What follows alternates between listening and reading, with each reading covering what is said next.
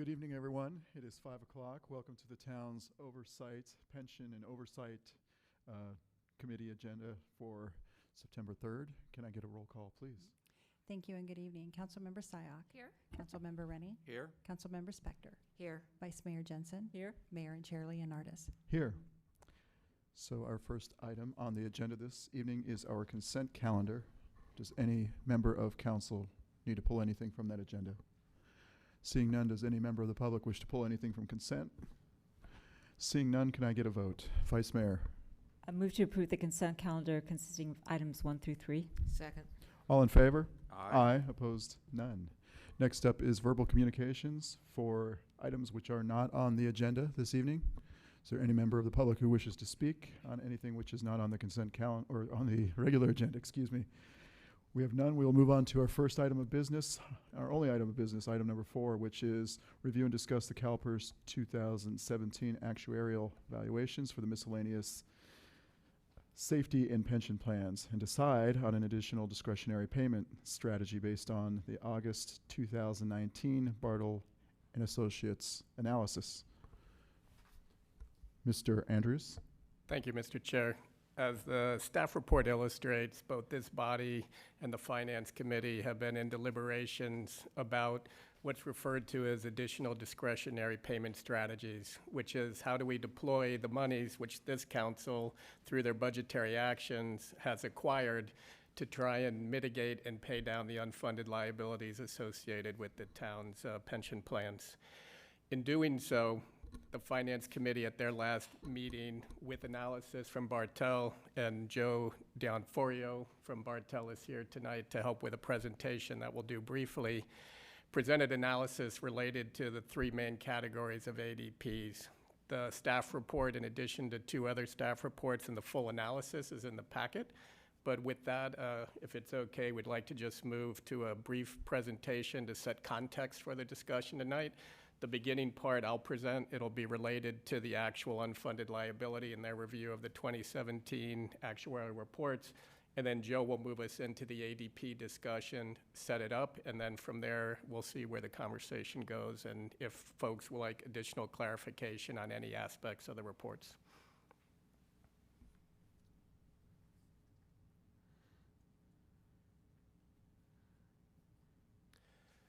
So you'll notice throughout the reports there's a lot of references to 6%.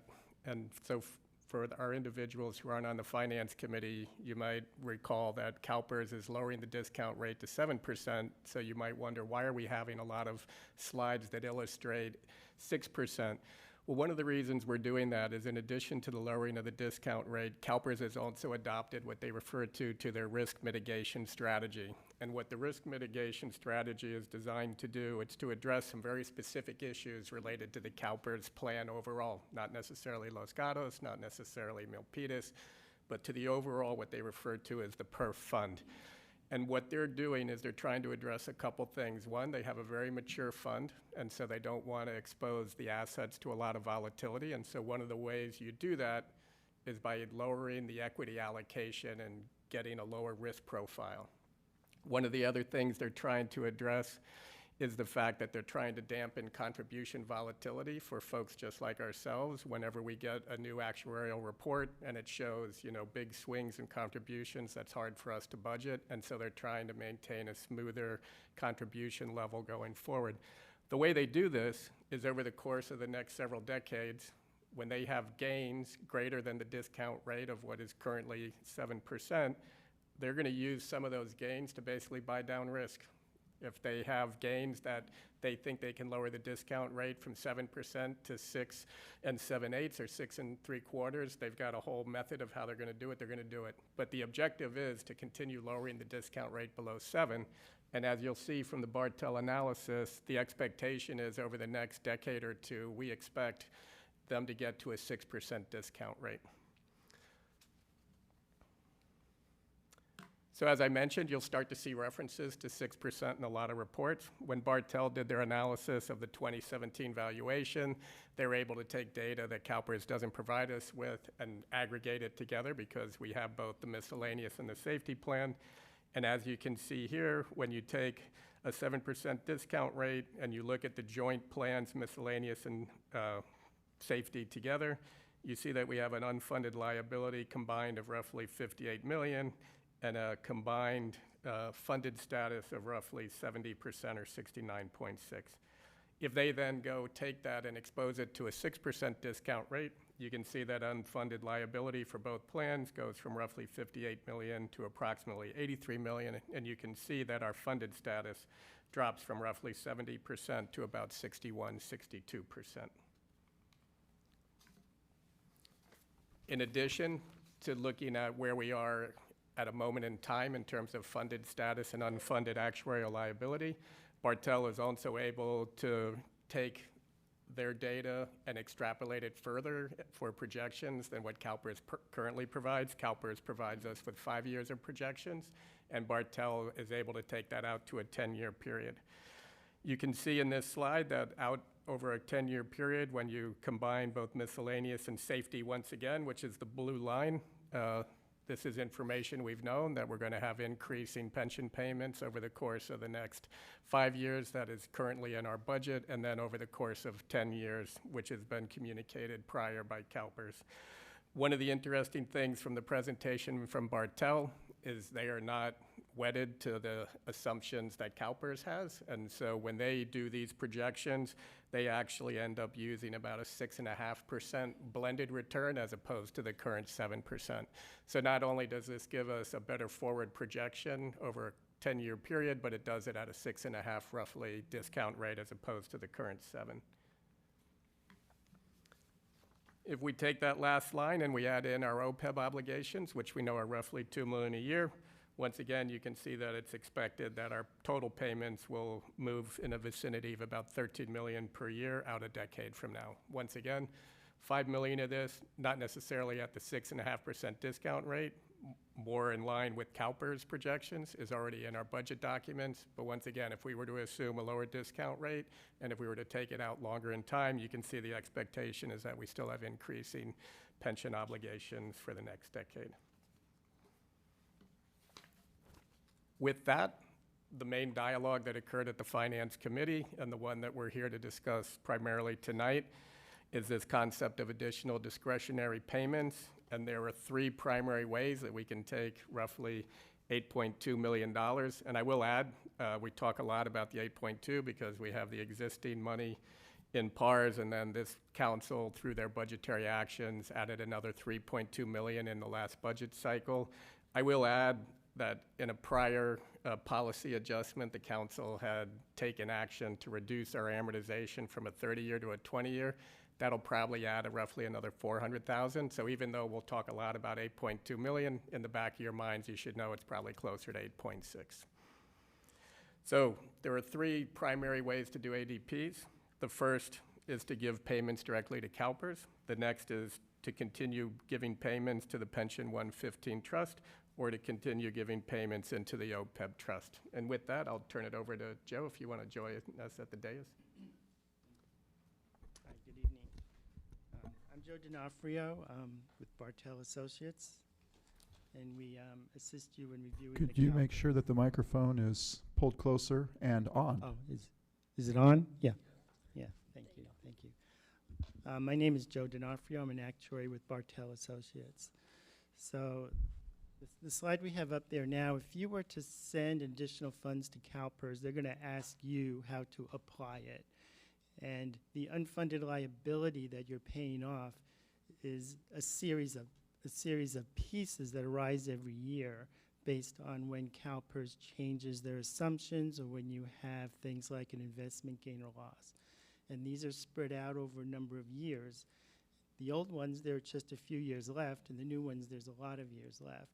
So if you went to CalPERS and told them to pay off the shorter bases, what that would do is impact your contribution quicker because it would affect the next few years.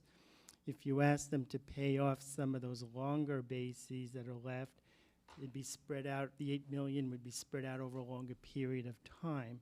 So an agency that wanted to impact the contribution very quickly would choose to pay off a shorter base. one that was trying to save more of the interest they pay on the unfunded would target the longer bases. So the shorter bases, we pick the shortest bases, and what we have there is contribution savings. Just means the interest you wouldn't be paying at 7%. It's 3.7 million. If we targeted the longest basis, it would be 11 million, over 11. That's because the interest is being paid over a longer period of time. The last column, we just tried to turn those numbers into, you know, dollars today by discounting them at 3%. For example, like inflation, it's better to compare it in today's dollars. So targeting shorter bases would lower the contribution quicker for agencies that are worried about the next few years' contributions. Targeting the longer bases would save you more in terms of interest and the contribution over the long term.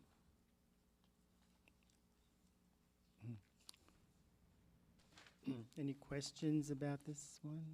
Okay. So when you set up a 115 trust, you move the money from the town's assets into a trust where you could, assuming to get a higher investment earnings and by taking more risk. So I think you've chosen, right now you've chosen a very aggressive fund. That's good for long term. Some agencies that set up a 115 trust and are thinking about using the contributions in the short term, maybe they're thinking, gee, we have some extra cash now, but we're not so sure about 3, 4, 5 years out. So we want to use the money at that time, would choose a more conservative investment mix so that your money is still there when CalPERS's money may be going down. If you're investing for the long term and don't expect to use the funds right away, you can take a longer, more investment risk. And that's what I read in your agenda, that possibly the town doesn't think it might have the same reasons as CalPERS to get conservative in the future. So maybe you want to be more risky and have the opportunity to get a higher return by keeping the money in a 115 trust. The 115 assets can only be used to fund the pension plan. They cannot be diverted to some other use. And if you're worried about accounting and financial statements, they will not show as an asset to the pension plan on your financial statement when you show the unfunded liability. It will be on your financial statement somewhere, but the accounting doesn't directly include them to offset the liabilities. Mr. Rennie, you have a question? I do have a question on that. So you said the 115 fund should be used if we're thinking long-term, but you didn't really define long-term. You defined what bad term would be, 3 to 5 years. So if we said, yes, we want to be long-term, you know, can you pick a number? Does that mean we shouldn't withdraw from it for 10 years, 15 years? How do we define long-term? Yes, so what I'm not is an investment advisor, okay, But you use the term long-term, must mean something from to my you. perspective, if you're putting the money aside to fund the pension plan, you might want it there when you need it.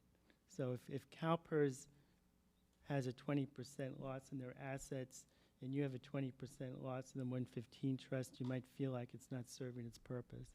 So if you're thinking, gee, we want to use that money 4 or 5 years from now, we better not be as risky as CalPERS is, because we want that money to be there to be able to use it when CalPERS raises their contributions. So maybe what we do is every year we say, are we going to need this money in the next 5 years? No. Okay, keep it there. Next year, do we need this in the next 5 years? No, keep it there. Right. Do we need this in the next 5 years? Oops, maybe. So then we make a change. I think so, but if you're just thinking, hey, we can get better return than CalPERS in the long term, you're probably thinking 20 years or more out. Okay, That you're going to let it sit there and work for you. thanks. And I'll just add, at the finance committee level, they seem to define long-term as 10 years and greater.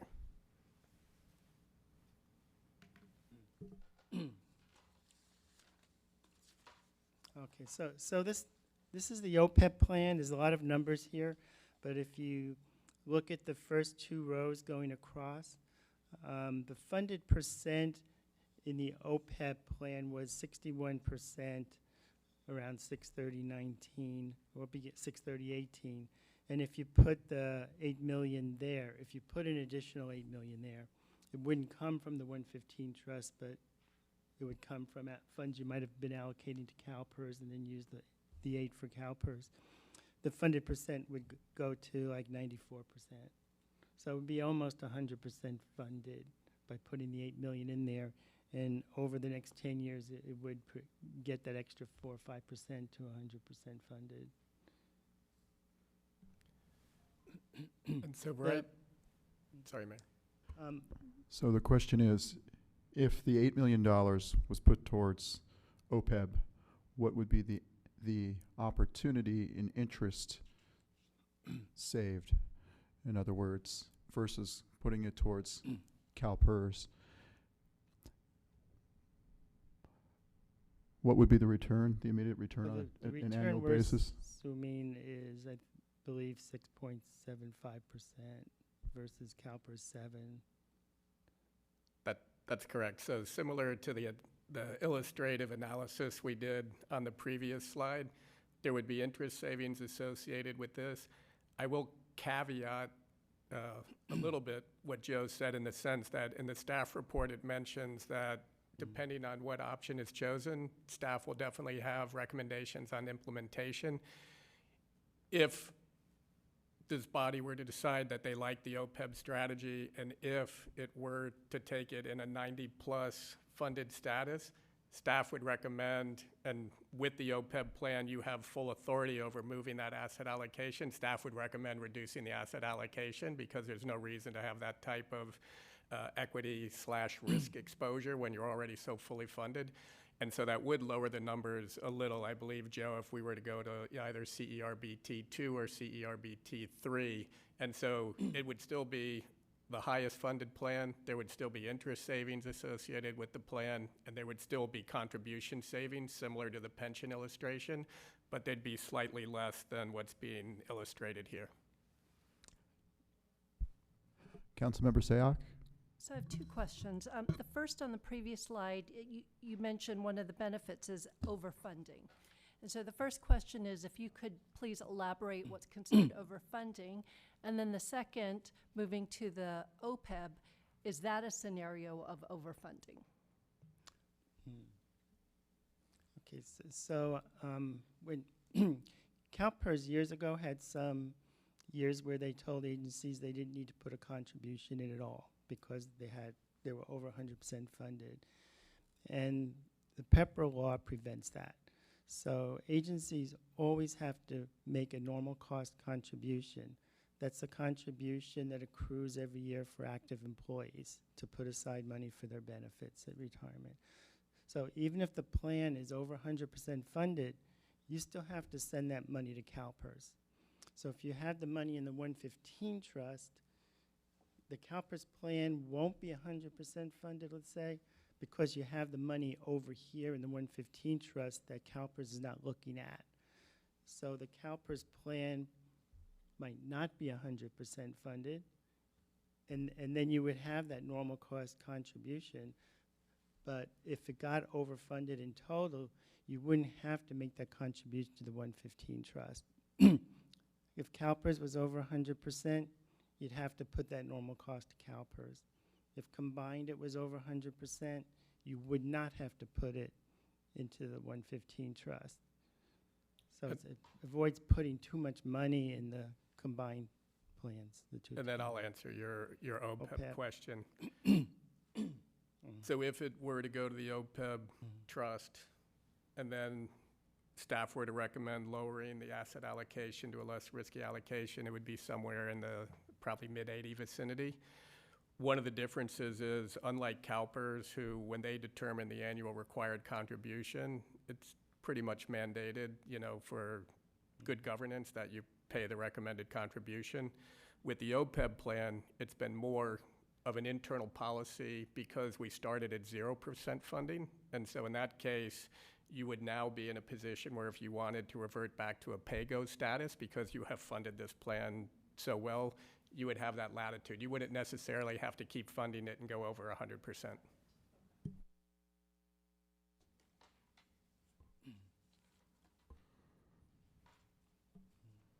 So with that, we wanted to just do a brief presentation to set the context. As you know, before you this evening is a staff report that explained kind of the discussions that took place at the Finance Committee.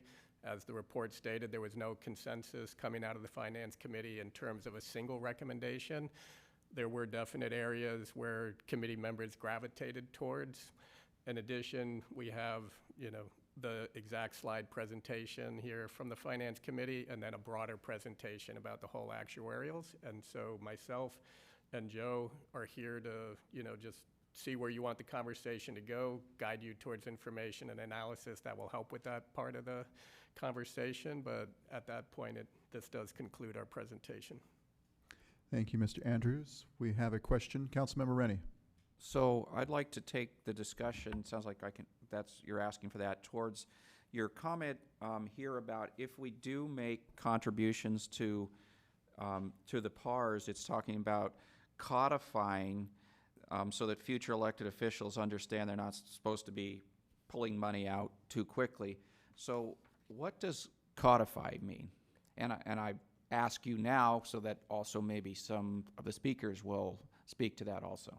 And that's a great question, because the reality is codifying means that this council could adopt a policy that we could embed either in the policy for the general fund at the end of the year, or we could embed it in the existing investment policy for this body. We could look to embed an approved policy by this council in several areas, but any future council could overturn that action. And this was one of the main, not main elements, but it was one of the areas where there seemed to be consensus at the Finance Committee, that concern that, this governing body, with the analysis and information you have from your committee members, that you have from staff, that you have from your consultants, you make a decision that ultimately could be overturned. And that relates directly back to the whole conversation about if the PARS is intended to try and capture historic long-term returns in equities that are superior to other asset classes, that strategy is viable if the monies stay there for a long period of time. If this council or future councils decide, well, you know what, we thought we were going to be able to stay the course, but now we might need this money for budgetary relief, and you decide to shift gears, then you have the wrong risk profile in the PARS account right now. And so that's where kind of the toggle is. If this council or future councils are concerned that you may not be able to stay the course for a long term and capture that higher equity return, then we probably need to rethink the asset allocation that we're currently in PARS. Or, as was discussed at the Finance Committee, perhaps we don't even necessarily need PARS. Perhaps the money should either go directly to CalPERS, or perhaps the money should go directly to OPEB. So let me continue with that with an idea that I developed just listening here. Could we do something like write a policy that says we can't withdraw money out of the PARS account unless we give a 5-year warning? So for, like I said, we're checking each year and we say, oh, we think we're going to need this in 5 years. So we then say, here's our 5-year warning per policy. And then I assume what staff would then do is say, okay, they're going to need this in 5 years. Let's move it to a lower asset allocation. But it's got to stay in PARS, just at a lower asset allocation, because we're saying we don't want to withdraw it. But I'm thinking it as a way to, so council can't just go grab it quickly. They actually have to look forward and be strategic about it. We could. There is some concern just based from an asset allocation and investment management standpoint of having an option to change your asset allocation annually, especially if you're conceiving of a long-term position. You don't necessarily want to think that you have an option every year to change that asset allocation. I understand, I think, the rationale that you're getting at, which is you want to make sure that if a future council is going to consider doing it, they're kind of forced to wait and think about what they're going to do. So in terms, once again, of implementation, it would depend on if a council says, oh, okay, this is the year that we want to trigger that caveat. If it's a bad year, which is why they're saying it, and then you switch your asset allocation at that point in time, you might be de-equitizing a portfolio at the worst possible time. And obviously the idea would be that they couldn't grab it quickly, and they'd have to be looking forward. But I'll let Councilmember Jensen ask. Vice Mayor. Thank you, Mr. Mayor. Just to follow up to that, when I hear the word codified, I think ordinance, and what I'm hearing is policy. So I just want to confirm with all of you that what we're talking about is potentially, with Mr. Rennie's line of questioning, a policy which the council has the discretion to change at any time. So even if we said 5-year warning, then the council could go, in 2 weeks from now, it could be not that. Because a policy is something that just gets adopted by the council. That's a good point of clarification. If we wanted to try and make the concept of codification stronger, we could definitely move into an ordinance. Okay, I I want to follow up on that. I That's said interesting. definite, and I'm about to I qualify had that by no saying, idea can our that town you- attorney opine I had on no that? idea that you could do an ordinance on budgeting. Can you do that? Okay, you're shaking your head no. I didn't Okay. think so. Right, okay. Okay. Other questions, other commentary? Seeing none, I can open it up to the public.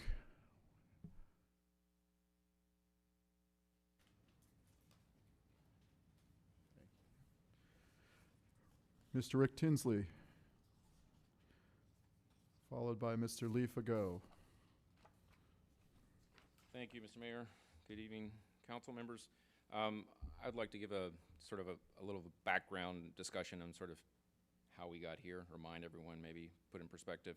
And then I have some very, very specific recommendations that I will urge the council to specifically take action on in this meeting.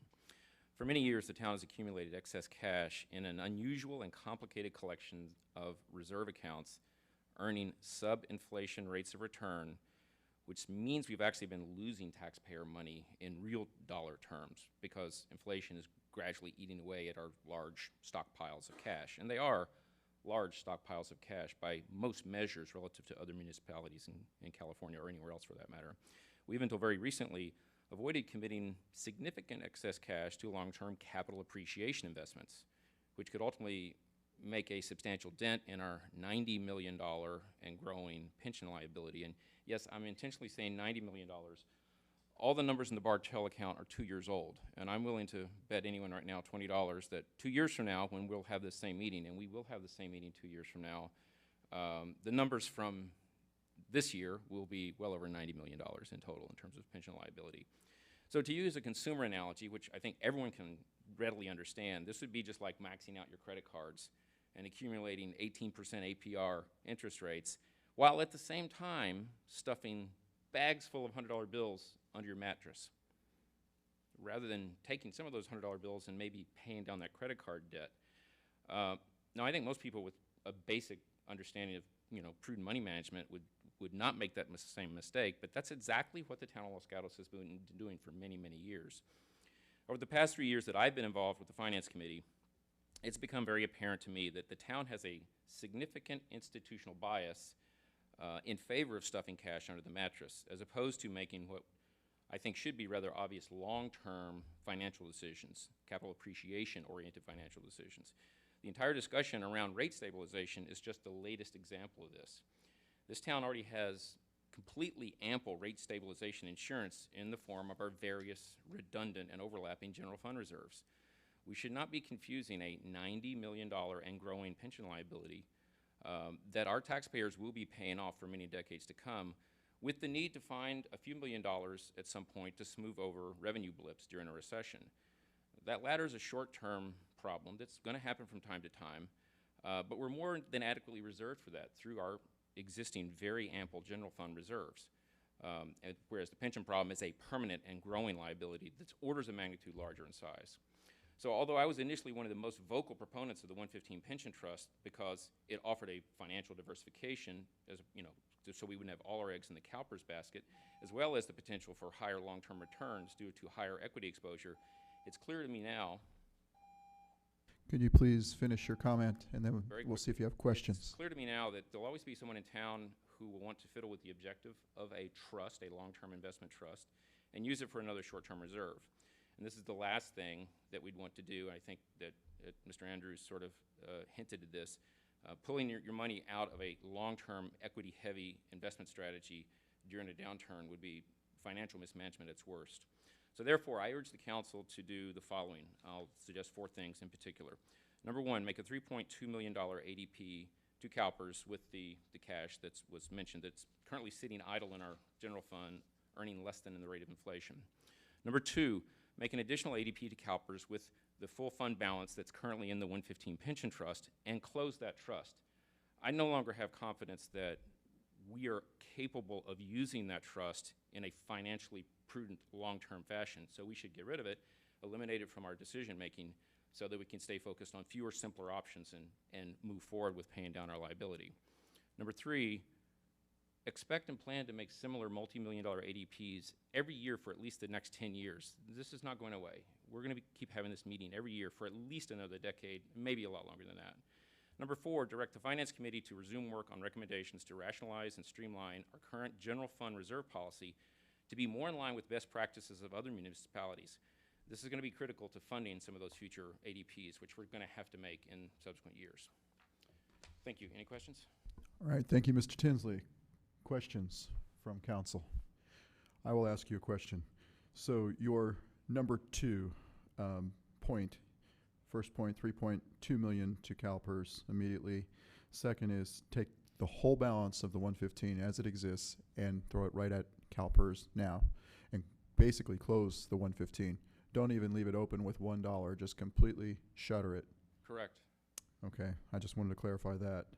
Thank you. Councilmember Rennie.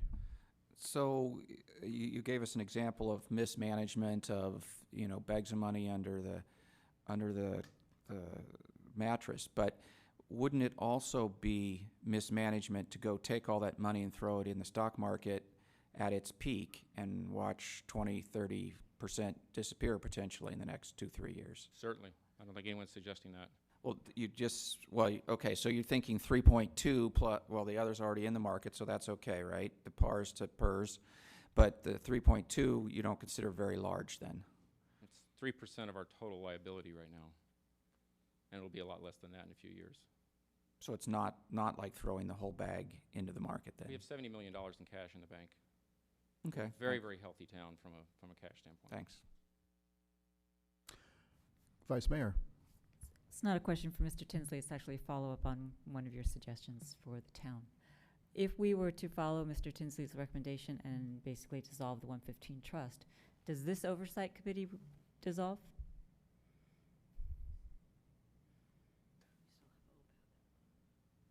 Oh, meaning, thank you. With this committee, We're sitting does as OPEB Trust Oversight Committee. I thought that was associated with the 115. If we no longer have a 115, is this oversight committee also gone? It would not. One of the primary reasons for that is the actual OPEB trust is one of the vehicles where you actually have some of the most fiduciary responsibility, because not only do you control the assets in there and the asset allocation, but you actually control the actuarial assumptions. When Bartel and Associates makes recommendations, like for instance, last year we moved the discount rate in the OPEB plan from 7 6 3/4. This body actually adopted the discount rate, unlike the pension assets with CalPERS. And so this body would still stay in existence, but you would probably discuss primarily the OPEB from that point forward. And then if the council were to create additional budgetary savings that they wanted directed towards unfunded liabilities, you would probably also discuss that. But depending on what comes out of this discussion tonight, you might set a precedent for future ADPs. Thank you. Question for Mr. Tinsley. So you talked about putting all the money towards CalPERS. What would be the advantage of doing that versus funding the OPEB? Our liability at CalPERS is, it's known, it's growing, it's more than 10 times the amount of liability that we can even conceive of in the OPEB trust. So it's a much bigger problem. The OPEB liability, especially with the recent change we made last year with the new contracts where new employees aren't going to get lifetime health care, that's not going to continue to grow indefinitely. There's also a lot of regulatory issues at the federal level that may end up taking priority over what we think that liability. So there's a lot of questions around what the long-term OPEB liability really will be, but we know it's a lot smaller than our pension liability. It may be subject to other changes that we can't foresee now. And it's already actually substantially better funded than our pension liability is. The pension liability is real, and it's not going to go away. There's no federal regulations or bailouts or anything like that that's going to change, or changes of healthcare systems, Medicare for all and whatnot, which could have a huge impact on OPEB liability. None of that's going to change the pension liability. So it's a order of magnitude larger and known and definitely growing liability. And we know it's growing because CalPERS continues to underperform the discount rates that all these calculations are based on. So every year for many, many years, when you see these numbers, they're going to be bigger than they were last year. And that's guaranteed at this point, unless CalPERS suddenly magically starts earning, 8 or 10% per year on a sustained basis. So being that we're all in this together with CalPERS, everyone in California, every jurisdiction, for the most part, what is the end game? I mean, if you put $8 million towards CalPERS now, yes, it lowers your overall unfunded pension liabilities. Maybe it will lower the amount of interest you have to pay in the short run. Well, I mean, let's use the financial crisis as a model. During the financial crisis, some individuals became bankrupt. Some businesses became bankrupt. You're talking about the Great Recession? Yeah, the Great Recession, what happened 11 years ago. The same thing's going to happen. There'll be haves and have-nots. We're a have town. We have $70 million in the bank. We're not going to go bankrupt. But we're going to have to end up spending a lot of that $70 million over time to pay the pension obligation that the town council has, already granted our employees. Our employees, deserve those pensions. That was part of the deal. So that's going to happen. Other towns that don't have those resources will go bankrupt. And there's only been a few cases of this to date, like Vallejo and San Bernardino and Stockton, but there'll be dozens and dozens in the next recession. And then there'll be dozens and dozens more, perhaps hundreds more in the next recession after that. And so there's not going to be a one-size-fits-all solution. In many of those towns, you're going to see massive cutbacks in services. They're going to become, much less pleasant places to live. There'll be fewer employees that work for those towns. They won't have the quality of services that they used to have. And some employees may end up taking a bath on some of their benefits that they were promised if those towns can't perform. That's not going to happen here. At least I can't conceive that, because we are, again, we've got bags full of $100 bills under the mattress. But we can do a better job of putting some of those bags, not all of the bags, but some of those bags of $100 bills to work to minimize how many $100 bills we actually have to spend on this problem over the long term. Do you see this as a zero-sum game in the end? In other words, it seems to me when you look at the CalPERS, every time you read an article about it, it's like doomsday. They keep moving the goalposts. I read an article just today about the city of Sacramento, where they just raised taxes by $50 million to provide a whole bunch of new services. They passed the ballot initiative, and they have an additional $47 million payment. So it's going to be a wash, essentially. We did the same thing last year. Well, so what I'm saying is, Still much healthier than Sacramento. so as we're at 7% and it's projected to go to 6%, I mean, I guess, what other options are there? There aren't. Eventually, there'll be so many towns that fail. That might prompt real pension reform, that might sort of create the political will to change some of the laws in California that really created this situation, where you might end up with a real retirement board. Like a lot of states have retirement boards that are truly objective, and they have fiduciary responsibilities to both employees and employers. CalPERS doesn't. CalPERS has no fiduciary obligation whatsoever to Los Gatos or any other employer. They only have a fiduciary obligation to the employees, the people that pay dues and get pensions. And California is rather unique in that regard, which is kind of why we have the problem in a more extreme case than many states do. But eventually, what changes, what creates, political will to actually make real reform? It's usually crisis, massive crisis. And so I don't know when that'll happen, but it'll probably happen eventually. Some food for thought, thank you. Next speaker, Leafa Go, followed by Terry Duryea.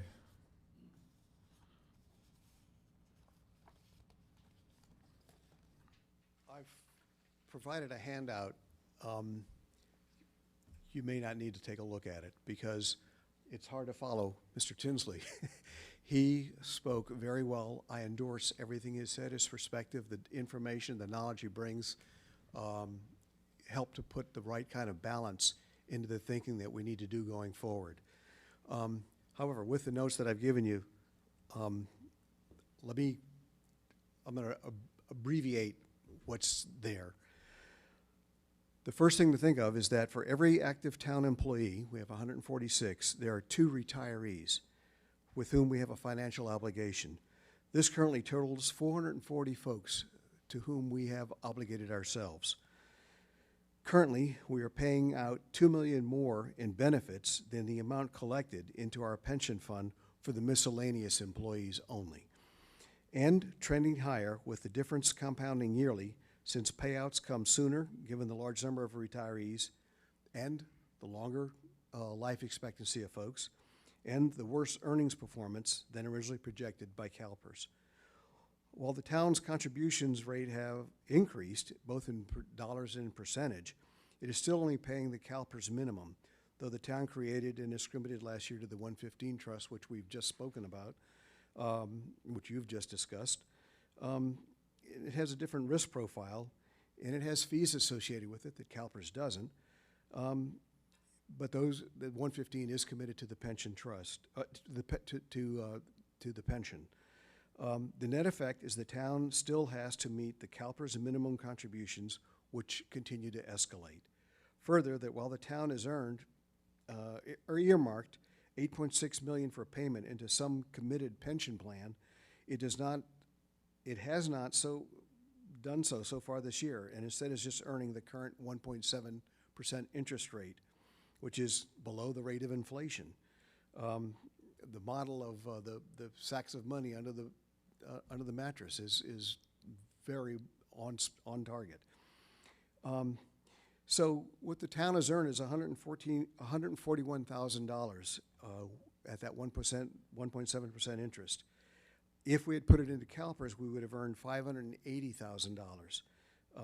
This missed earnings could have paid this year's pension obligations alone for 5 retirees, that differential. So, in summary, please pay now the $8.3 million into the CalPERS plan.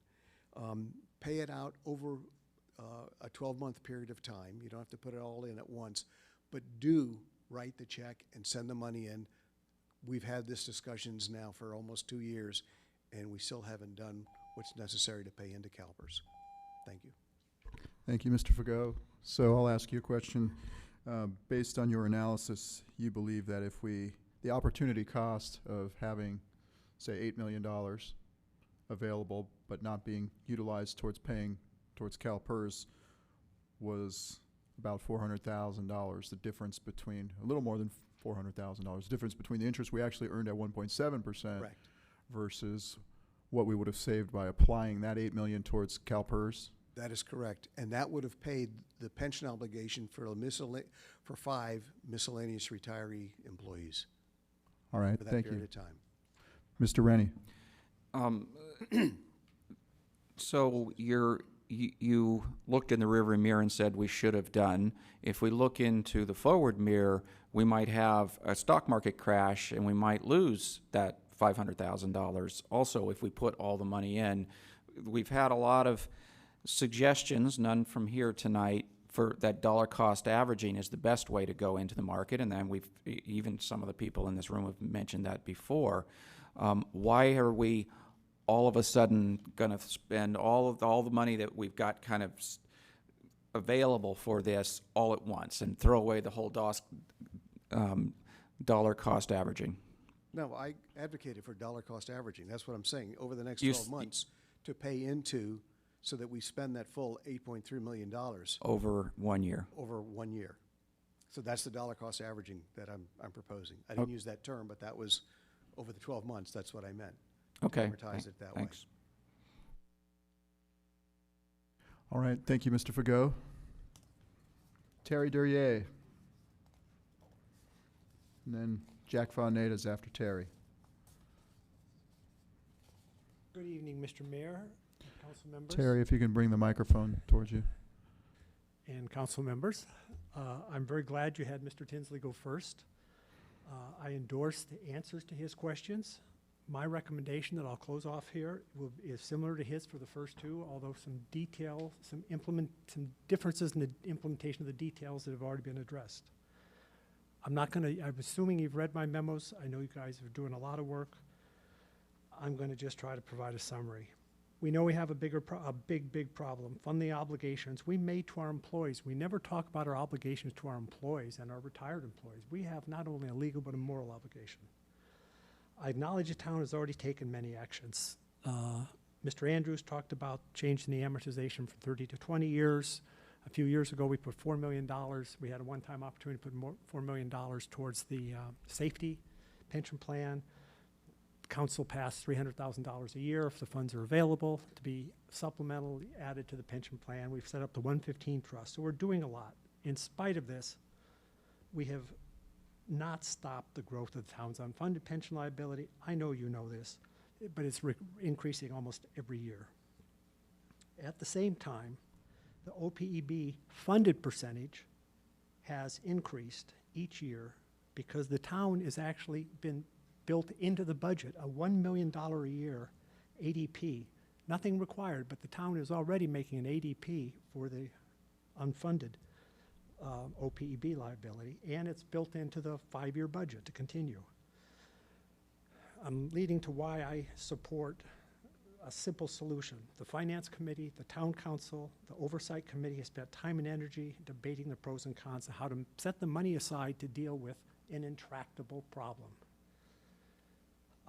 We want to give the town maximum flexibility and control over the assets. We got to make trade-offs. That's the problem here. That's what makes it so hard to make decisions. The cost that we've touched on it, the cost of the delay is in the decision-making, I believe is a true cost to Los Gatos. As we have lost out on a strong stock market, that's hindsight, I understand that. There is no simple solution to meet these obligations. I would like to see the town take the extent of this annual debate off the table. And my recommendation is a simple solution. Make an ADP of the entire $8 million. The implementation will be different. 2 CalPERS to fund the unfunded pension liability, close down the 115 trust, move the $5 million into 115 trust right across to CalPERS. Because the asset allocation, while different, isn't that wildly different. Then dollar cost average the $3.2 million that is in the town's cash reserves, dollar cost that over to CalPERS. That's it. I'm open to questions. Questions for Mr. Derrier? Seeing none, so I will ask you a question. So Mr. Tinsley says, take all 8 million and throw it in there now. I'm just going to use 8 million, it's easier. Well, maybe Terry will answer. Mr. Fagot says over 12 months, you say put all the 115 in now and then the 3.2 that is sitting in the cash, dollar cost average that. Maybe you can. Yes, that's the point I was trying to make. We already have $5 million of the 8.2 invested under the 115 pension trust. So personally, I don't see a great deal of benefit of taking 12 months to transfer that over, but I can't argue one versus the other. It may be more prudent to take that $5 million in the 115 trust and spend it over 12 months. I would defer to the town staff on that decision. And with respect to the $3 million that is in the town's balance sheet right now, I would dollar cost average that. What would be the disadvantages of putting all, I'm just going to again use the 8 million, 8 million in now in one lump sum as opposed to taking 8 million and dividing it over time and putting in, I mean, when you guys say dollar cost average, if we pay it now in one lump sum, don't we immediately start saving the 7% or whatever against the CalPERS right away, as opposed to betting that the market will do better than that, or if the market does potentially worse, wouldn't we be coming out ahead? I don't believe we should be gambling with the money.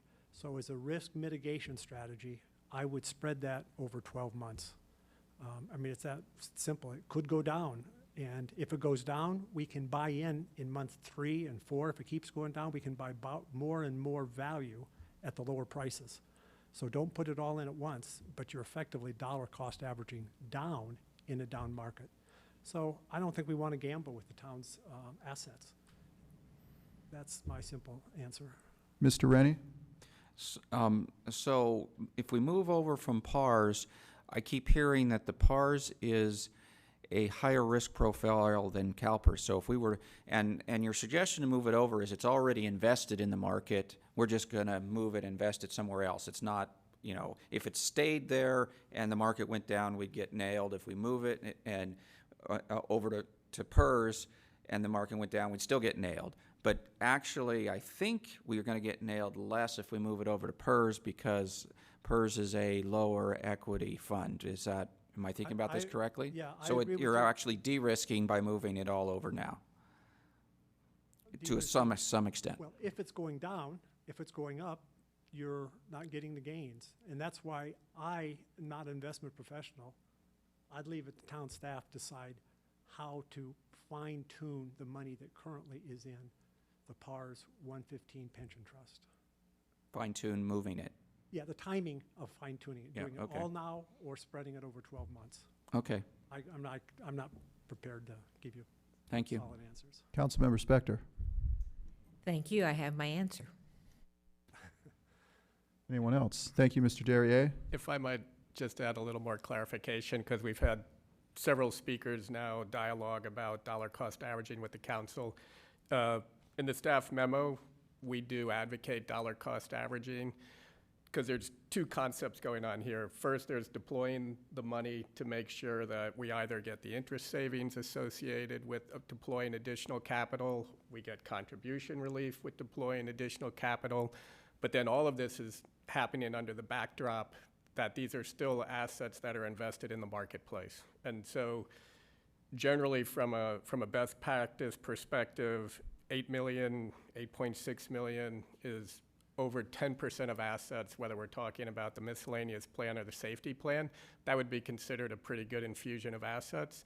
So we would recommend working, if the decision is to give the money to CalPERS, we would work with Bartel to identify the amortization bases. In the example they gave, I believe on the long-term amortization basis, there were really two of them, and let's just say they were roughly about 4 million apiece. I think one was 5 and one was 3 something.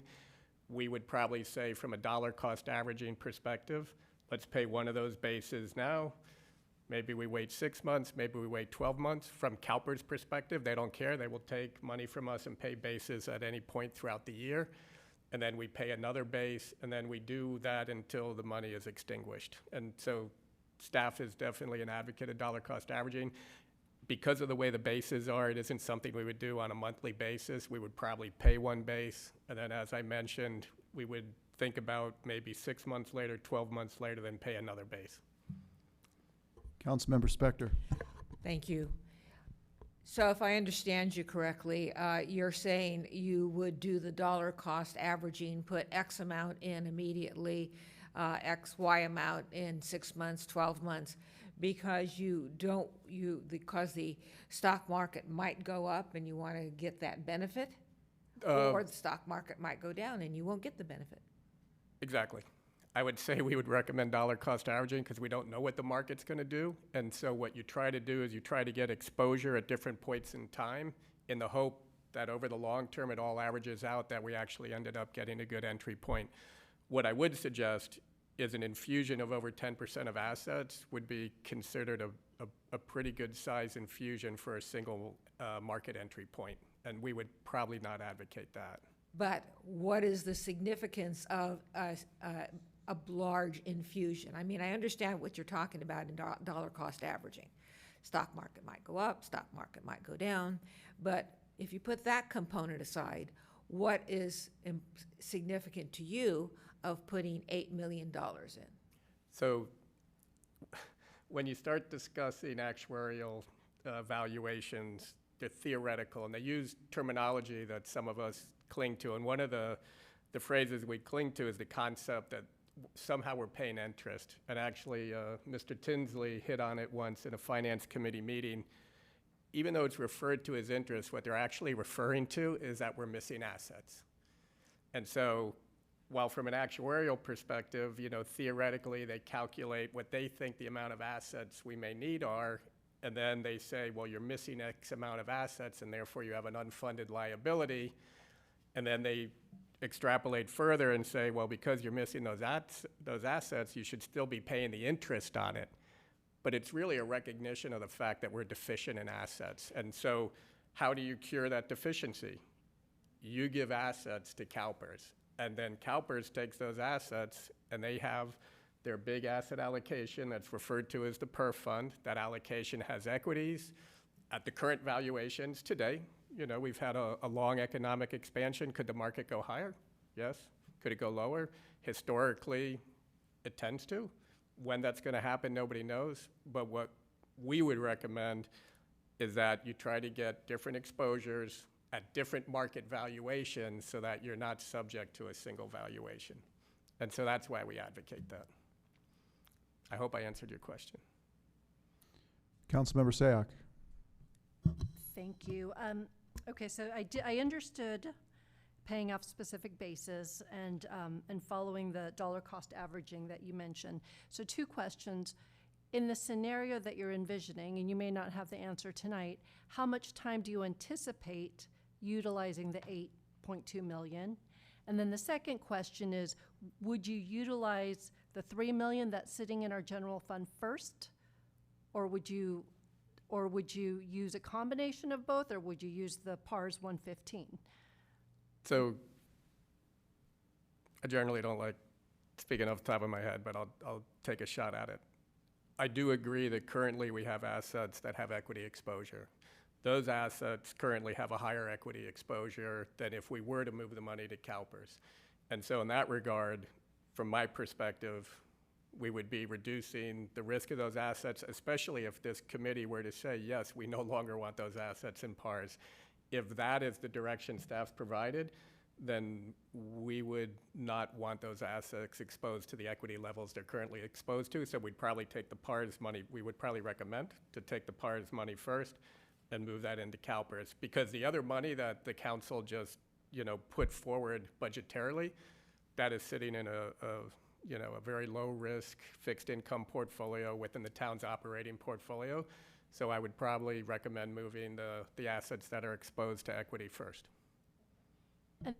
And if I may, the first question, again, what's the scenario of time that you're anticipating? Because in the staff report, you mentioned dollar cost averaging, but you don't necessarily have a time frame. Whereas we've heard immediate, we've heard a year. Roughly, what are you anticipating, or whoever was anticipating that created the staff report? I would say the first payment could happen 0 to 6 months, and the next payment 6 to 12 months. So somewhere in the 0 to 18-month time range. I'm not necessarily advocating 2 years. I'm definitely not advocating all at once. We would make a first payment to an amortization base working with Bartel, and then 6 months to 12 months out, we could make another one. The Finance Committee previously, just to put it in perspective, when they had $4 million, they wanted the dollar cost average to $4 million over the course of a year, so they were putting roughly $400,000 per month in. We're talking something, 2x that, 2 times that, but somewhere in the 0 to 18-month time range. Councilmember Spector. Thank you, Mr. Mayor. Mr. Andrews, you and I were just talking about the dollar cost averaging and the reason that it is could be seen as a reasonable process. The question would be then, there are people who do not necessarily advocate for dollar cost averaging, advocate for putting all the money in at one time. What is your understanding, if you have one, of why that would be advantageous? It would be advantageous if it were going to happen routinely every year. So if I thought this council were going to embrace putting $8 million per year to the problem, then I know I've got $8 million going in sequential over 12-month timeframes. And to me, that's a rational approach to dollar cost averaging. If we currently have $8 million without any known expectation of when there will be additional money, then to me that looks like a pretty large infusion of cash, and so we should try to get different points of market exposure. Councilmember Sayak. Okay, so then following that line, Mr. Tinsley had recommended 4 very specifics, and 3 and 4 were looking forward at large sums for future infusions. Should that policy be decided first before deciding whether or not to average, what are we talking, dollar cost averaging? So the reality is, budgetarily, this council has committed about as far as they can with ongoing funds, which was moving from a 30-year amortization to a 20-year and some of the other actions you've taken. To know forward-looking what you might be able to commit to from being able to utilize surplus funds at the end of a budget year, that I think is a little less known. I would say that, once again, while nobody knows the future, the 10-year projections we have show that we will need additional monies each year for probably the next 5 years to a decade. And so in that regard, Mr. Tinsley is right. We need to keep thinking about additional funds. In your report, there's 2 charts that actually show what if CalPERS were 6% tomorrow? What would this council have to do budgetarily if we immediately went to 6%? And I believe Joe from Bartell kind of took the delta between those 2 lines, and coincidentally, it would equal that we would have to budget about another $8 million a year. And so I think while nobody knows exactly what the data is going to be, the data we have before us now says we will probably need to consider additional funding in the future. We just don't know what that is. And if I may, Mr. Mayor, just add that tonight you don't need to make future actions. Really, this is the Oversight Committee that needs to make a decision about the $8.6 million tonight. And future council, when you sit and convene as the town council, we can have future budgetary conversations about this. But the Oversight Committee is really limited to how do you wish to invest the funds that the council has assigned for this purpose. And from a process standpoint, we're still in the public comment speaking and still have one more speaker. And that's where I would like to get back to. Vice Mayor, did you have a question? I did, but it can wait. Okay, thank you, Mr. Derriere. Mr. Jack Von Natta. I want to thank Mr. Andrews for answering the questions that he answered. Duly noted. This is the last speaker card we have. Jack Von Natta, if anybody else wants to speak, please turn in a card. Good evening, Mr. Mayor, council members. Before I start my speech, I can barely balance my checkbook. But it seems to me that if we leave the money in a 1.7% account, wouldn't we be better off dumping the money into CalPERS and saving ourselves 7%? There's probably a long extended answer to that, but that's just my thought sitting there. If you had a chance to read my memo, I advocate that we use the 6% discount rate that CalPERS is moving towards. To not do so would be ignoring a huge problem, much like we looked at the other way, much when we looked the other way with the OPEB debt, when it was nothing but a $10 to $11 million footnote.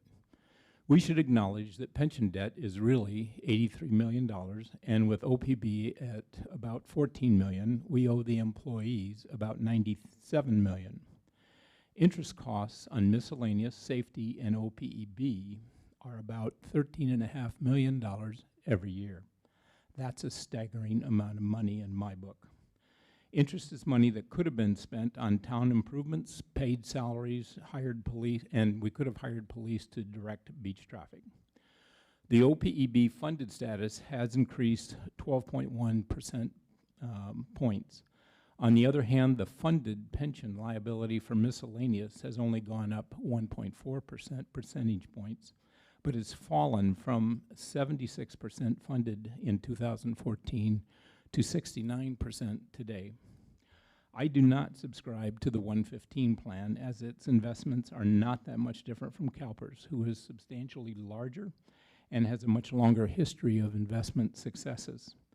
CalPERS, for all its travails, has survived the 2 big downturns, the 2001 dot-com bust and the 2008 Great Recession.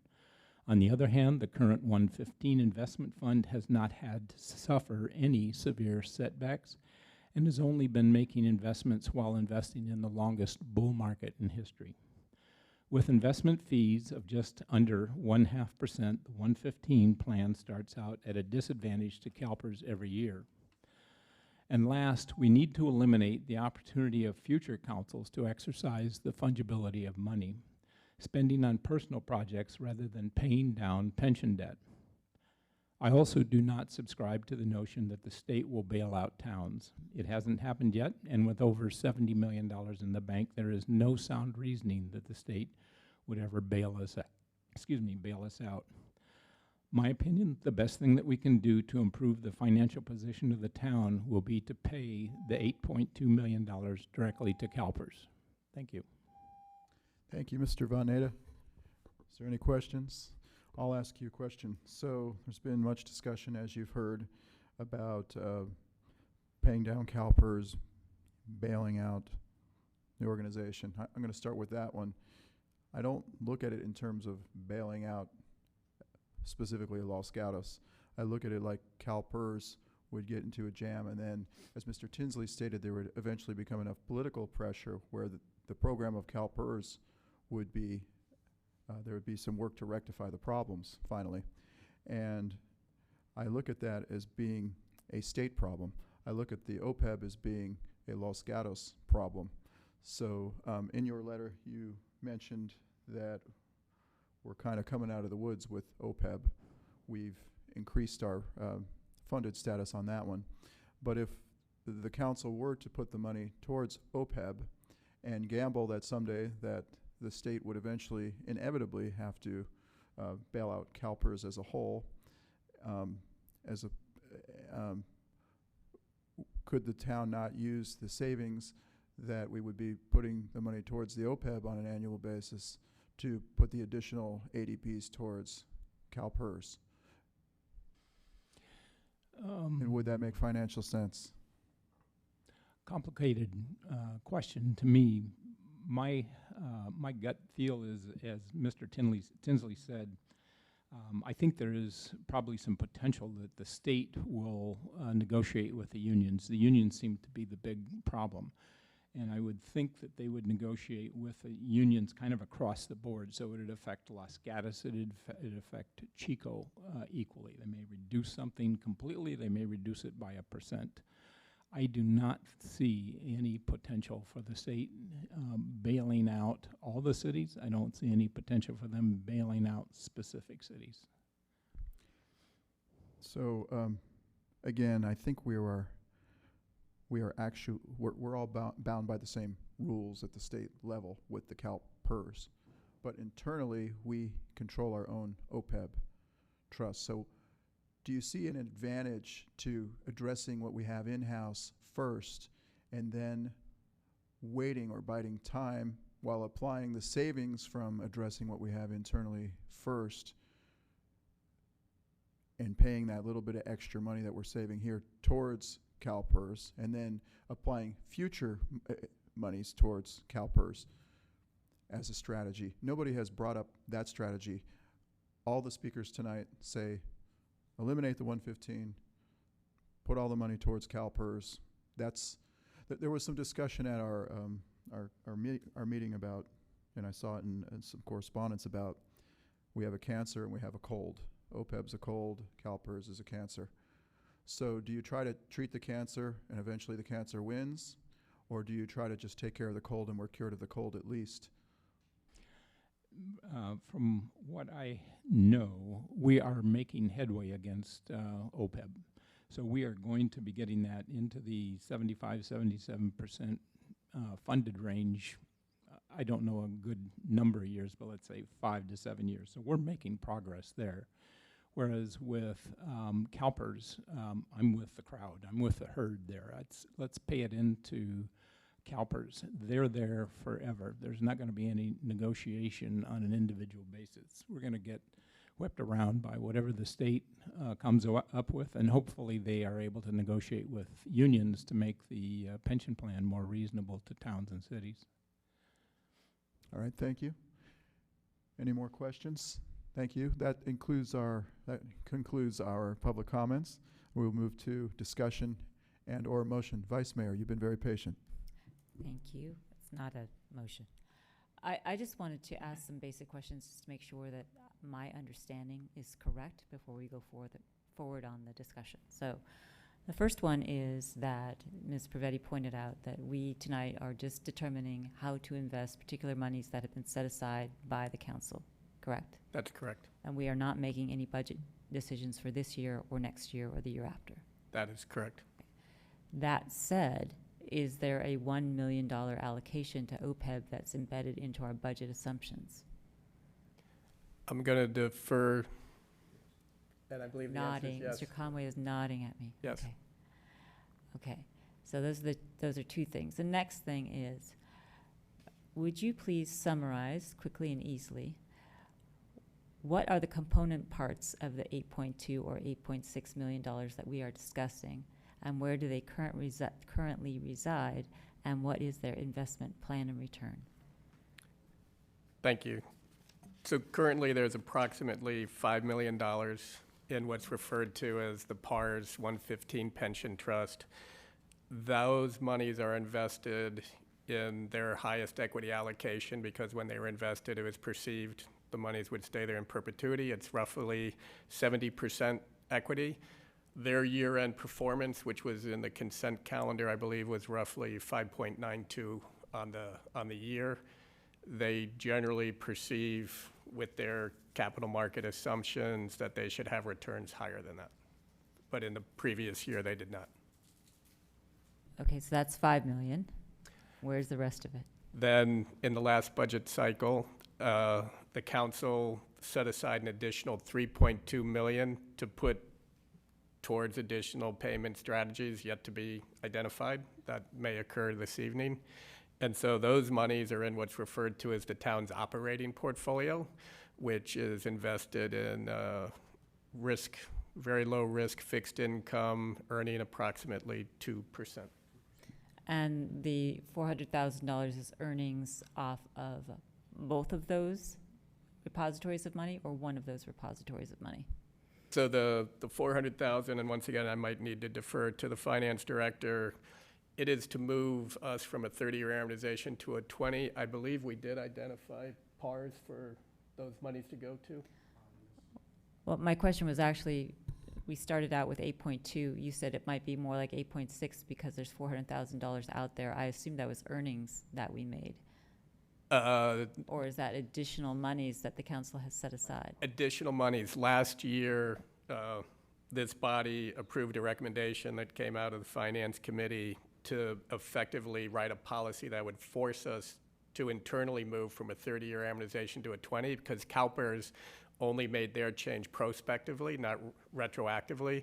We thought it was prudent to also try and force a retroactive change. And when we worked with the CalPERS actuaries, they estimated that to do that change, it would be approximately $400,000 a year. And so each year we work with the CalPERS actuaries to see, okay, how much would we need to do this year? It's going to be approximately $400,000. Those monies, I don't believe have transferred to PARS yet. Correct. So that's why they're not necessarily in the staff memo, but I just wanted to let folks know that there is going to be, through policy, previous policy, an additional $400,000. And one final question. If this body, I'm not going to say the council, if the OPEB Oversight Committee determines this evening where it wants to put various funds and it can do that, no problem. Does the OPEB Oversight Committee have the power to shut down a fund, or is that a council decision that has to be made later? I will start the answer and then I'll defer to both the town manager and the town attorney. The PARS account was established prior to this body. Well, the concept of the PARS account was initiated prior to this body, but when this body was adopted, it was to have the fiduciary role of overseeing those assets, and I would even say those vehicles. I mean, once again, I'll defer, but I think this body, if through your direction, you said this is how we think is the most appropriate way to invest these funds, and if part of that decision meant there's no longer a need for PARs, I would think you would have the authority to do that here based on the resolution. Okay, everybody's nodding. We could do some research on it, but I think you'd have that ability to do that. Well, I just wanted to make sure, but I understand that this committee was developed as part of the 115 oversight. So I was just curious whether this committee had the power then to dissolve the trust fund that it is overseeing. And that was my earlier question. Maybe not this and board. remain It's extant. probably the city council that gave the authority to create the OPEB. Right. So they would have the authority also to rescind that action. So that could be a consent item if this committee made that recommendation. It would come back to council. Sitting in your council capacity, you would determine if in fact you wanted to follow that recommendation. Correct? Mhm. Okay. Thank you. Councilmember Spector. Thank you, Mr. Mayor. A couple of questions. You said you referenced the 5.92% return on the trust, the 115 trust. That was inclusive or gross of the fees that were charged. Do you know what the percentage return is when those fees are reduced or deducted? I believe net of fees is probably roughly another 35 basis points. Yeah. So what does that, in non-accounting brains, the 5.92% becomes what? Roughly, I'd say 5.75. Okay. No, wait, sorry. We said 5.92, 5.57. Okay. Thank you. And then, as part of what we're doing this evening, should this body be saying, yes, X amount of money, and we will do dollar cost averaging, or X amount of money and we won't do dollar cost averaging? I mean, are you looking to us to make a decision that includes a up or down on the dollar cost averaging? I would say as much direction as can be provided would be preferable from a staff perspective. I mean, ideally, the first thing we'd like to know is there one of the three options available that this body thinks is the most reasonable way to put these assets to work? The staff recommendation is to do dollar cost averaging. I don't know if we need to define necessarily what that means, but it would be helpful if a motion were to be no dollar cost averaging or with dollar cost averaging. If we want to provide that additional clarity, I think that would be good. Councilmember Sayoc. Actually, that was the question I had of staff in terms of process. The actions before us here are pretty general, and so I wanted to know how definite and how detailed you wanted. And second question to that, this 400,000, do we also need a specific motion on that, or whenever this decision up there is made, that gets folded into it? This would be folded under the current blanket of just what type of additional discretionary payment strategy do you want to pursue. Okay. And that means all current policy directives will be geared towards Got it. that strategy. Okay, thank you. Unless a future policy gave a different direction, but for purposes of this meeting, we would perceive that direction to mean this is how you want existing and current monies for pension mitigation to be utilized. Go with the Vice Mayor and then Councilmember Rennie. Just kind of a follow-up on what form the direction would take. If the council hypothetically were to say, we believe that $5 million should go into CalPERS, would a motion or direction be sufficient that would be something like to be invested over X period of time at the discretion of staff and in conjunction with the Finance Committee on to long bases or short bases or whatever, versus every, dollar cost averaging is pretty vague in my mind, but so what would it look like? So I would say, I think from a Finance Committee perspective, their next meeting wouldn't be until October. And so to the extent that this body feels they have sufficient information to provide even more clarity, so short base versus long base, the trade-off there is, do you want current reduced contributions but less interest savings? Or are you more interested in getting more interest savings over the life of the liability and slightly less contribution relief now. If this body is capable of giving that additional clarity, that would be great. In terms of dollar cost averaging, you've heard staff's recommendation, which is we're not talking about, something extensive. We're really saying we're only going to be able, if it's long bases, we're really only going to be able to pick probably 2 bases that would extinguish the entire 8 million. And we would say we can invest one relatively soon, 0 to 3 month time frame probably, and then we would seek to do the other one in the 3 to 12 month time frame. And so we're just looking for a little bit of latitude there. If that's something that would be agreeable in terms of an emotion, then that extra clarity would help too. Councilmember Rennie? Thank you. I have sort of 3 sets of questions. So the first one, I understand that you talked to CalPERS about a lump sum payment, and they advised against that. Why would they say that? So and then the second part of the question, of my first question, second part is, what do they think is a lump sum payment when they said that they thought that was not a good idea? So I don't want to speak for CalPERS, nor do I want to characterize a phone conversation that happened between the finance director and one of their representatives. But what I will say is the reason CalPERS is reducing their forward projections of what they think they're going to earn, that's because they feel most of the valuation in the market has already been achieved. They don't think there's a lot more forward valuation. And so I would say the organization as a whole is pretty risk adverse right now. And so they themselves are actually talking about creating a new asset class, well, newer for them, that would hold a pretty good amount of cash. They're actually talking about somewhere in the vicinity of 0 to 5% because they want what's referred to as dry powder, because they think a turn in the market is inevitable. Whether they're right or wrong, I don't know. But they're positioning themselves in a defensive posture. And I think that's reflected probably in any comments they may have made about whether or not this is a good time to enter into the market.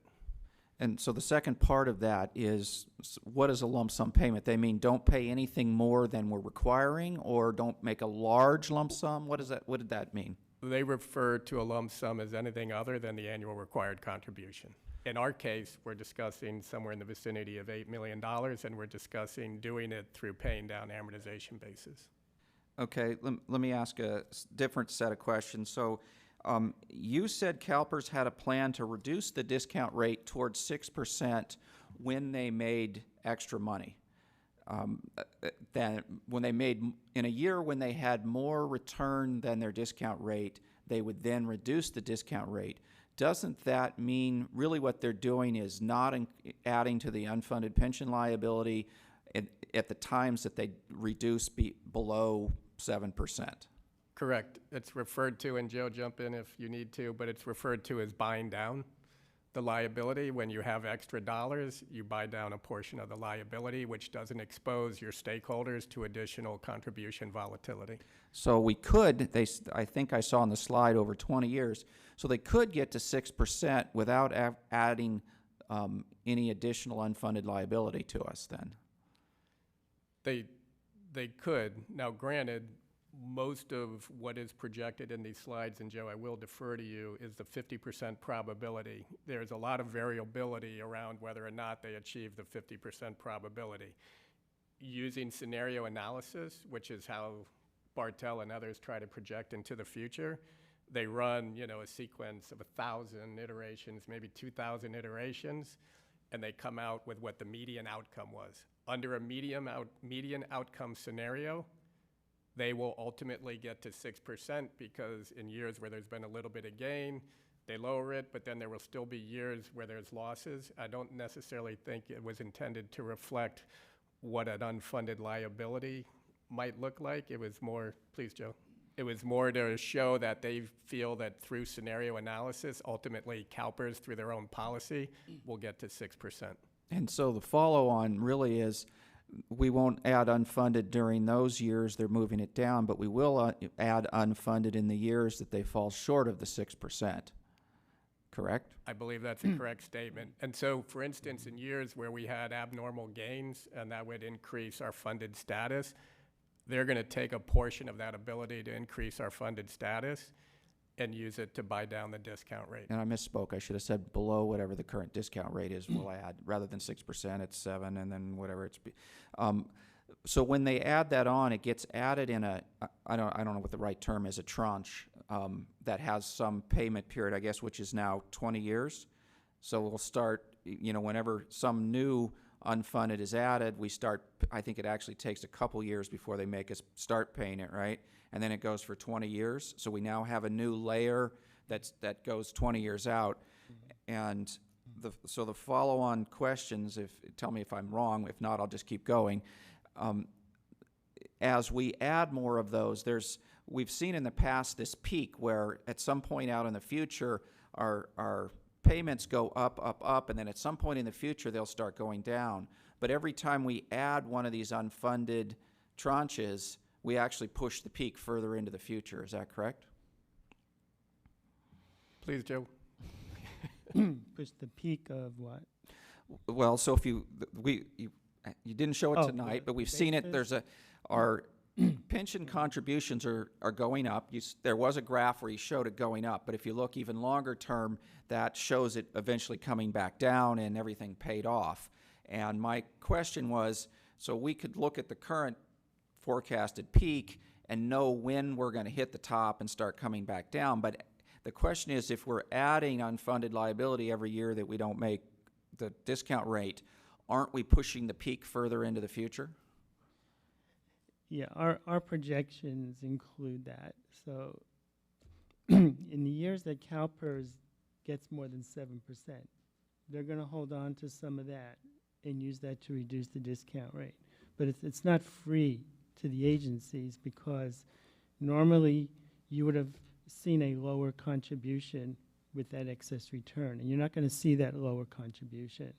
You're just going to see the discount rate being lowered and the contribution pretty much not changing. But in the years you don't get 7%, yes, you'll be adding layers, additional layers. Now, the graph that you saw us project does include 1,000 trials of, some of them are above 7 and some of them are low 7. So the ones above 7 brought down the discount rate eventually to 6. The ones that are below 7 increase the contribution, spread it over 20 years, and you see it coming down. Now, I don't know if anyone believes CalPERS contributions are going to come down, because in the past, things always happened to change that. They changed their demographic assumptions. In August, Wilshire told CalPERS they expected returns even to be lower than they used in their analysis to come up with a 7. So that might impact what CalPERS does the next time they do a review of the capital market assumptions next year. So if I could come back to staff for another question. You mentioned the possibility, if we told you to put money into CalPERS, of paying off the certain tranches, and there was, in the presentation, we talked about long terms and short terms, and there's probably some medium terms. If I said to you in a motion, we want to put X amount of money in, but I want you to manage the peak, what would that mean to you in terms of choosing which tranches to pay off? So in the report and in the presentation, there are graphs that illustrate kind of the different slope and arc of the various scenarios. It shows what a current payment schedule would look like, and then if we were to give money either to short bases or long bases. Whether short base or long base, it will do a parallel shift down, and so you will have contribution relief to some extent. And so when you say managing the peak, I believe you're talking about that crest, where we're based on current projections, we kind of show a cresting of the liability and then eventually starting to go down gradually. And so in both scenarios, that crest will take a parallel shift down and you will get contribution relief. If you do longer bases, you'll get slightly less contribution relief, but you'll get a magnitude more of interest savings. If you do short amortization bases, you will get greater contribution relief, but you will get less interest savings over the course of the $8 million that you expend. So my understanding is a little different than what you just said. Let me try tell you why, and you can tell me where I'm wrong. So if we pay off a short duration, and I think there's some in our portfolio that are 6 or 7 years, if we were to pay those off, it would have no effect on the curve further out because that tranche doesn't have a contribution to payments at year 15, year 16, year 17. So in other words, that's why I say managing the peak. If we pay off the short term, you're not managing your peak. You're getting your money back before we get to the point where our payments per year are the largest. And if you pay off, let's say, the longest term ones, you're now, yes, moving the whole curve down, but you're moving the tail down instead of making a bigger movement in the middle. So for example, if we paid something that was a medium term that's just beyond the peak, you would move the peak down, but you wouldn't move the payments much further in the future, which are smaller, which we care less about. This is my understanding. Am I wrong?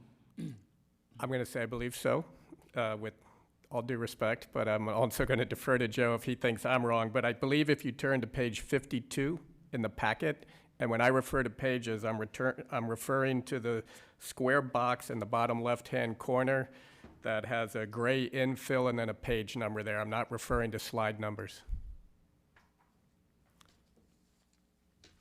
So in the bottom left-hand corner of each page in the packet, there should be a page number, and I'm referring to page 52. If it's not readily available, we can get it up on the overhead, perhaps? Yeah, and for those of you following the slides, it would be slide 19 and slide 20. Slide 19 shows the CalPERS contributions. It's got short bases, the contribution impact, and the interest savings, and then the bottom graph are the CalPERS contributions that show the peak. So out on this slide, let's look at where it says year 34, well, maybe we'll go a little further. Let's go to 39, 40. In that case, the curve is much lower. But if you pay off a tranche that ends in 2030, you make no difference on the amount of payment further out.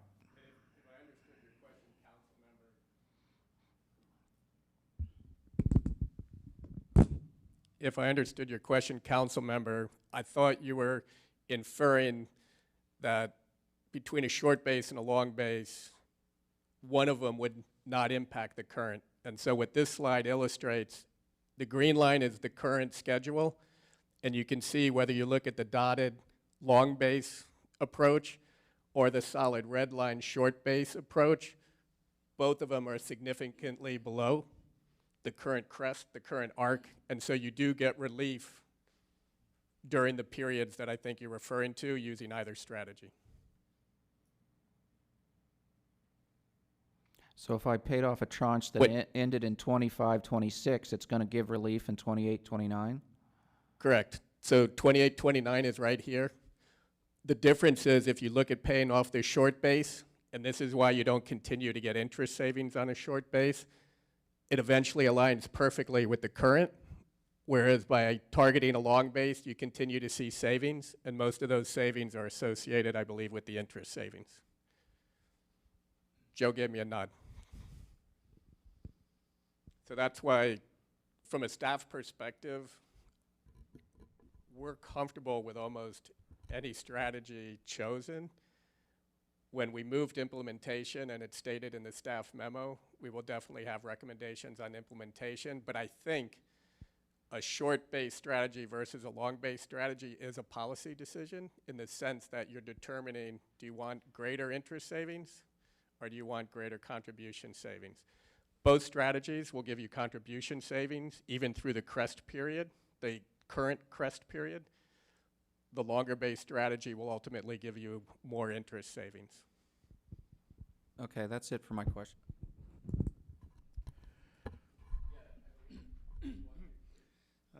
So you mentioned you were talking to CalPERS about reamortizing the unfunded over 20 years. I'm sorry, say that again? You mentioned that you spoke to CalPERS about reamortizing the unfunded over 20 years and getting rid of the different bases. So does that imply there might we're not doing it through getting rid of different bases. We were doing it through sequestering additional dollars in the PARS account. By not restarting the amortization in 20 years. No, theoretically, we would be saving enough money that 20 years from now, we would have enough money to pay off the remaining 10 years of what would have been a 30-year amortization. Okay, good. Because I was thinking if you, It was a capital accumulation strategy, and because if you as didn't, much as I like you, Joe, I think we should stick with questions from the committee as opposed to you and I having a dialogue. Well, thank you, Mr. Andrews. I mean, I'd like to ask the question because I remember when Councilmember Spector and I were on the Finance Committee several years back, we had something like a $30 million unfunded liability, and we asked Mr. Conway at the time if we could treat it like a 30-year mortgage versus a 15-year mortgage or something to that effect. And then we kind of arrived at a 20-year payment plan would be better. And it was my understanding that by contributing at that time $300,000 extra every year, that we would take that 30-year plan and turn it into a 20-year plan, which was of the understanding that that number would be essentially paid in full with the actual payments, and then the additional payment we were adding, it would have been quote-unquote amortized.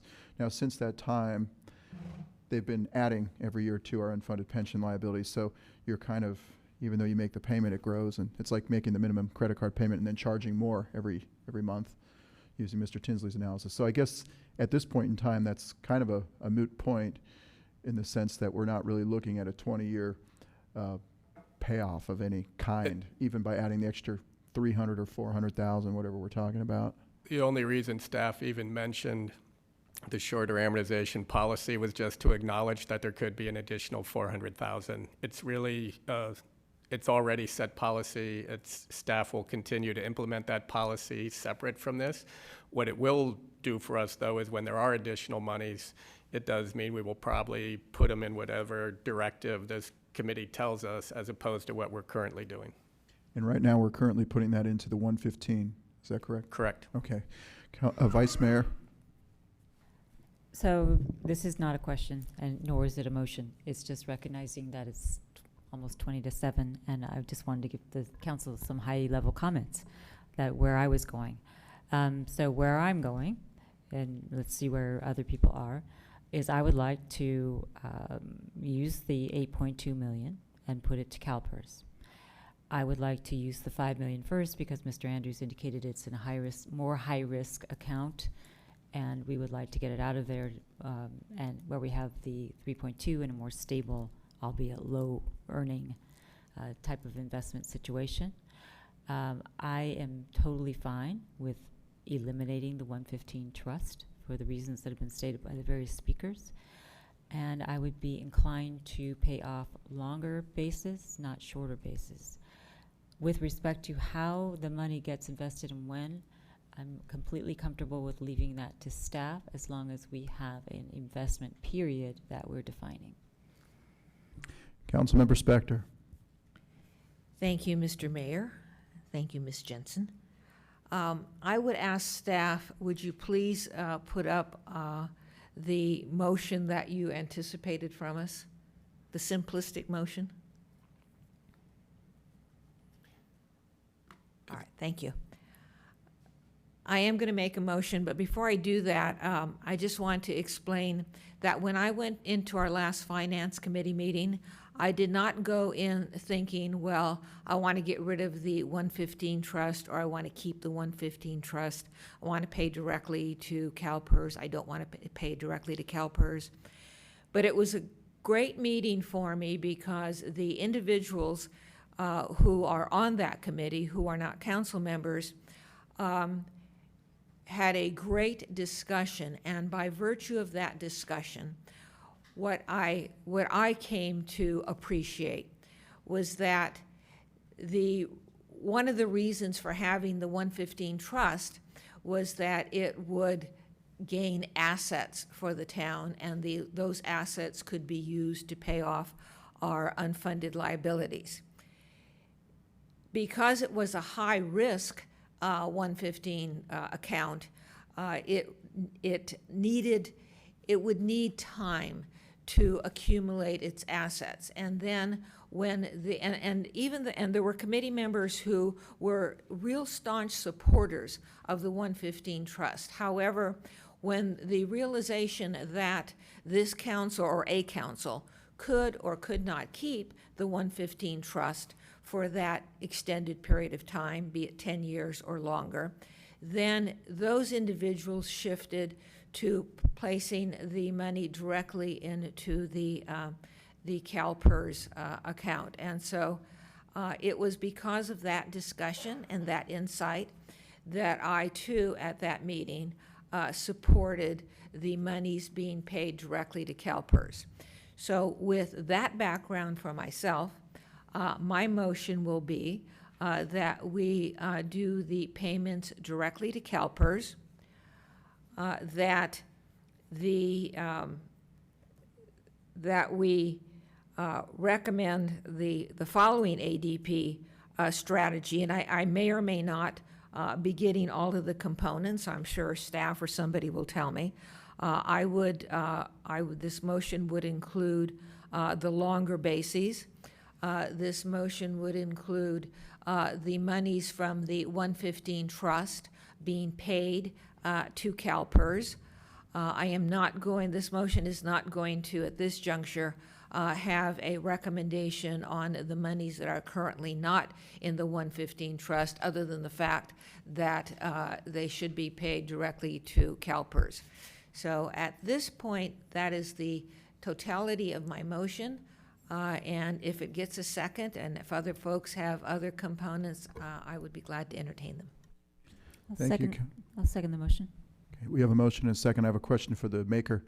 So Councilmember Spector, does your motion include keeping the 115 trust open, but using all the money in the 115 trust to apply towards CalPERS, according to how staff thinks is the best way to apply it through dollar cost averaging?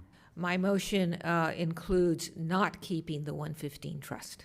So you would like to completely shut it, even though the funds could be drawn down to zero, and eliminate the tool that could potentially be used later if perhaps that becomes, because, well, I'm not debating. The answer is yes, I am saying shut down the Thank you. 115 trust. And as the seconder, that was my understanding, that it would be shutting it down. And if I could ask a question, Mr. Schultz, before he finishes, the council can reinstate a 115 trust at any time it chooses, correct? Yeah, there are startup costs with doing that. But that's not on your agenda to completely shut down. Right, so it's a recommendation that's contained in this motion. It's a recommendation. We can come back with you with the benefits and the objections to that if there are any. Okay. So that's my understanding as a seconder. Thank you for the clarification. Councilmember Rennie? I'd like to request an addition to the motion.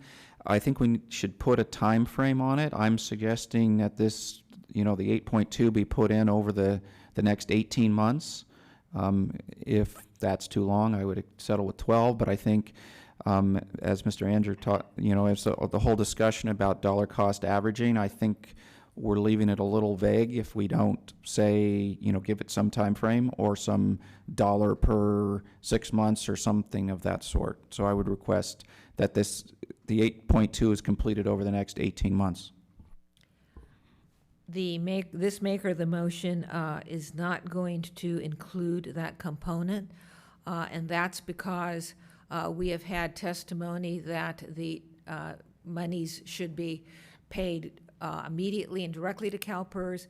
We have had testimony or information from staff that not quite clear to me, that sort of does not agree with that. So I'm not going to include an 18-month component in my motion.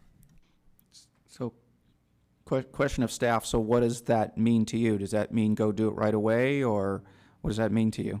If the motion, as it's currently on the floor, does not have a time horizon, then I will assume, like in most policy decisions, you defer to staff to administer it how we see fit.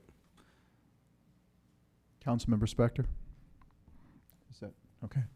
Any other comments? Well, no, I'm thinking. So while she's Well, thinking, I'll comment. I'll take the floor, though. Okay. When I'm concerned about a motion that says that staff will administer it as they see fit, because I am concerned about an extended period of time. Staff is on the record as saying we think this would occur within a 0 to 18-month time frame, with probably the first ADP payment happening between 0 and 3 months, just based on administratively working with Bartel and CalPERS, and then the subsequent base, and the motion is currently discussing longer bases, with the next longer base being paid in the next 3 to 12 months. If for some reason the market were to mean revert tomorrow, the next base would be paid in the 3 to 3+1 day period. But all things being considered equal, if we're still functioning under a fairly rational market and it's exhibiting normal tendencies, first one within 0 to 3 months, and the second one within 3 to 12. Within the context of that explanation, that is acceptable to me. Okay, so as the seconder, wanted to clarify, and Councilwoman Spector help nod or something.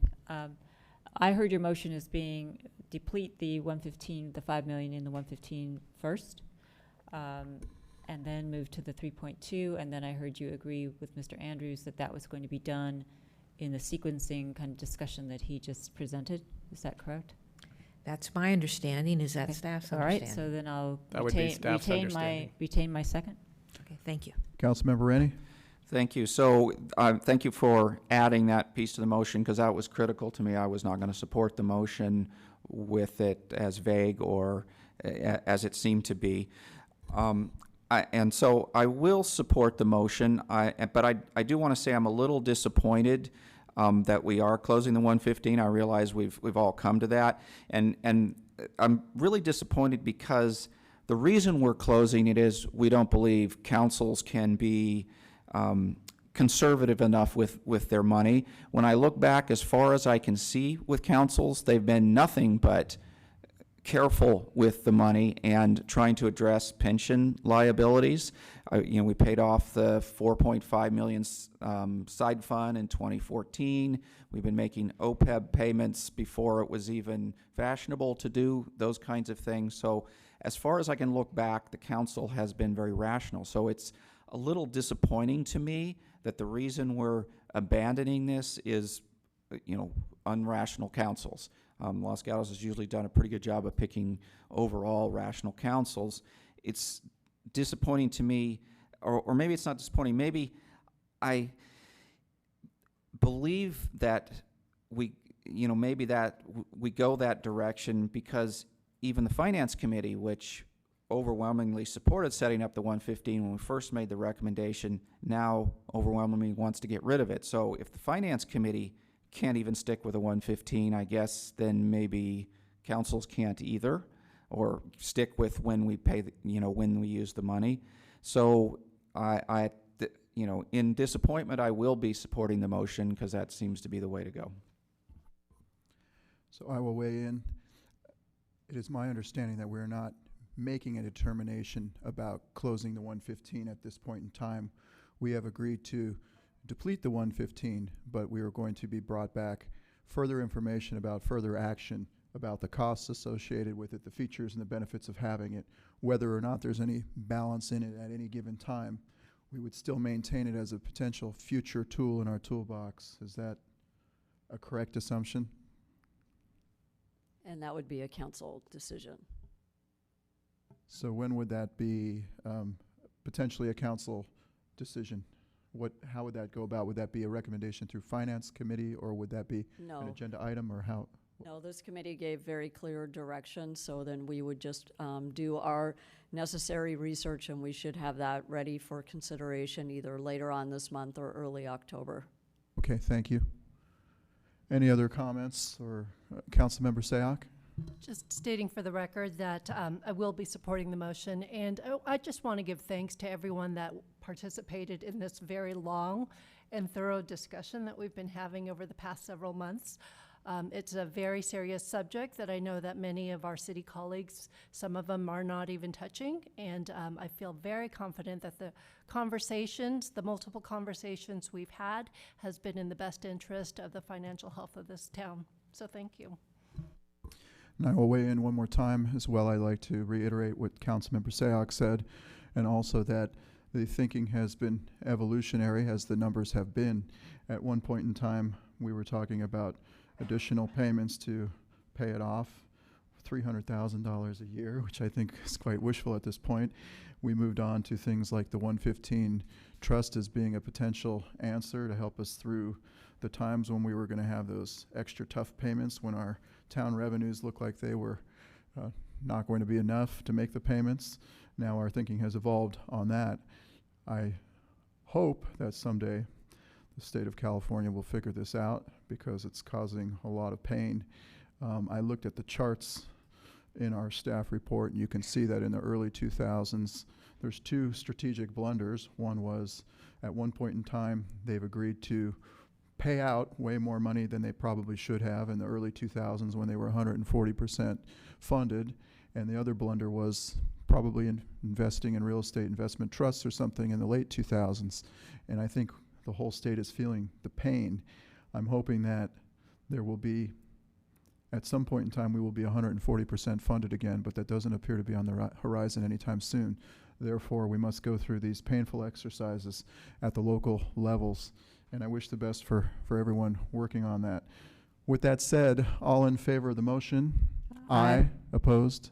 None. It passes unanimously. We are adjourned. We will be reconvening at 7 for the regular meeting. Thank you.